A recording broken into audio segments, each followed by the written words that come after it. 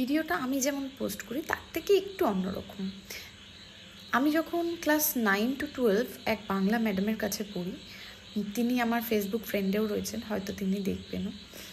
তো আমরা তার কাছে ভাব সম্প্রসারণ এবং প্রবাদ বাক্যের কিছু জিনিস আমরা পড়েছিলাম, যেগুলো আমার এখনও পর্যন্ত মনে আছে, কারণ টিচারটি খুবই ভালো একজন মানুষ হিসেবেও এবং টিচার হিসেবেও।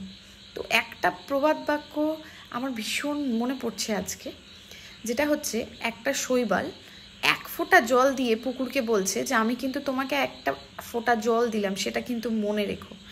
অথচ পুকুর নিজের পুকুরের সমস্ত জল দিয়ে তাকে বাঁচিয়ে রেখেছে, সেটার কৃতজ্ঞতা সে ভুলে গিয়ে এক ফোঁটা জল দিয়েছে বলে পুকুরকে কিন্তু বলছে যে হিসেব লিখে রাখো।